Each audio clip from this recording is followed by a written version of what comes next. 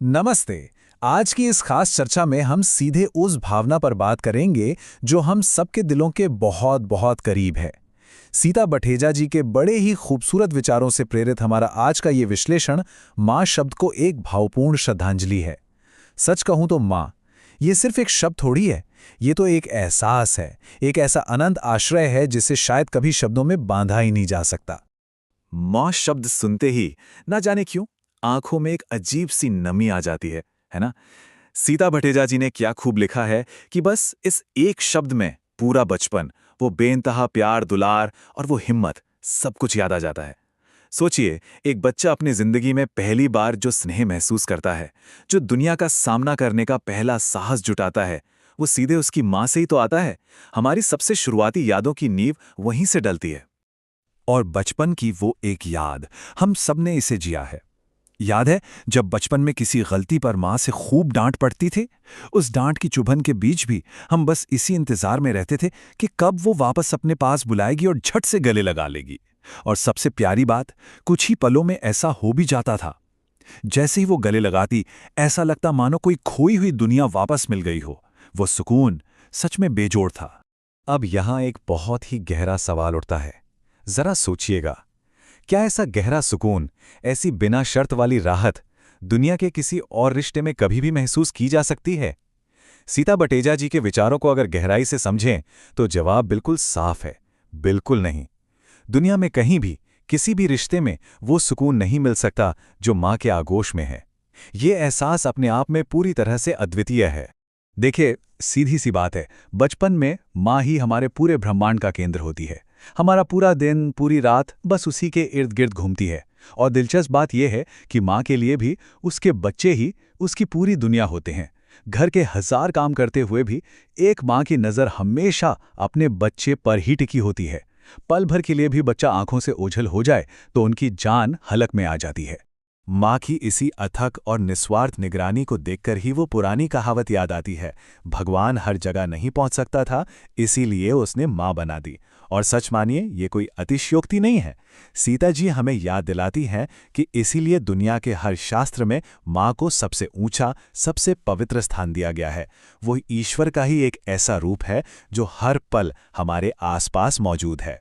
तो आखिर एक माँ धरती पर ईश्वर के प्रतिनिधि के रूप में काम कैसे करती है? चलिए इसे समझते हैं। हमारी हर मुश्किल को आसान करने की पहली कोशिश माँ ही करती है। बुरे से बुरे वक्त में जब सब साथ छोड़ दें, वो बिना किसी शर्त के ढाल बनकर खड़ी रहती है। जब हम दुखी होते हैं ना, तो वो हमसे ज्यादा दुखी होती है। हमारे आंसू उसे हमसे कहीं ज्यादा तकलीफ देते हैं और वो हमेशा बिना थके बस हमारी भलाई की दुआएं मांगती रहती है। सीता जी ने यहाँ एक बड़ा ही मार्मिक विचार सामने रखा है। जरा कल्पना कीजिए, अगर भगवान ने हमारी तकदीर लिखने की कलम हमारी माँ को दे दी होती तो क्या होता? वो हमारी आंखों में कभी एक आंसू भी नहीं आने देती, हमारी सारी तकलीफें छट से मिटा देती। लेकिन जीवन की असलियत कुछ और है। शायद अगर हमें कभी दुख का सामना ही ना करना पड़े तो हम कभी उस माँ की सच्ची कद्र करना भी नहीं सीख पाएंगे। ये जीवन के संघर्ष ही तो हैं जो हमें बताते हैं कि उसका वो अनमोल सहारा हमारे लिए कितना जरूरी है।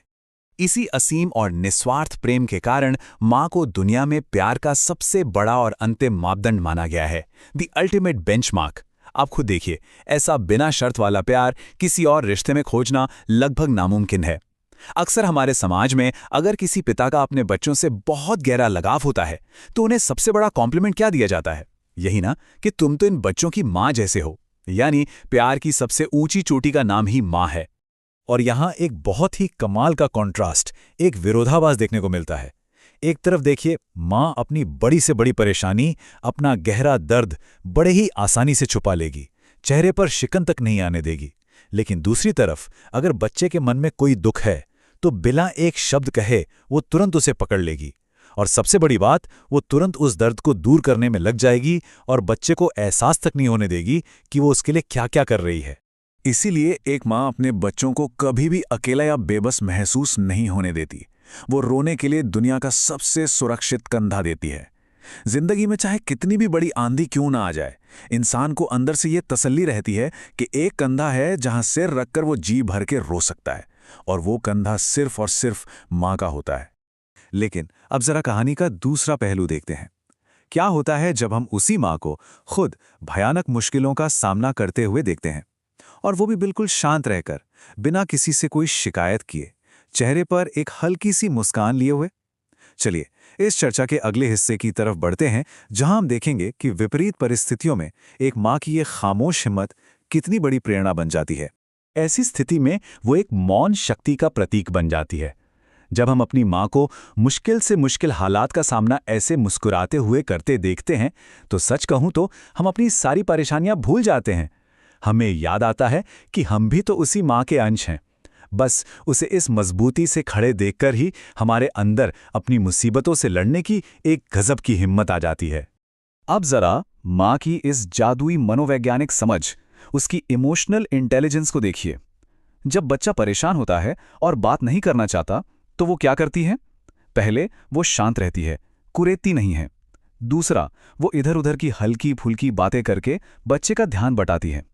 तीसरा, उन्हीं बातों बातों में बड़ी चालाकी और प्यार से वो असली परेशानी का पता लगा लेती है। और अंत में बहुत ही सहजता से बच्चे को उस समस्या से बाहर निकाल लाती हैं। ये सब इतने आराम से होता है कि पता ही नहीं चलता। माँ की इसी गहरी भावनात्मक समझ और उसकी इसी मजबूती को देखकर ही सीता बठेजा जी का मानना है कि ऐसी माँ के दर्शन कर लेना ही मानो धरती पर साक्षात स्वर्ग पा लेने के बराबर है। उसकी मौजूदगी में जो एक परम शांति और सुरक्षा का एहसास मिलता है ना, वो इंसान को दुनिया के हर सुख से ऊपर ले जाता है। सच में एक माँ के लिए जितना भी लिखा जाए वो हमेशा कम ही लगता है।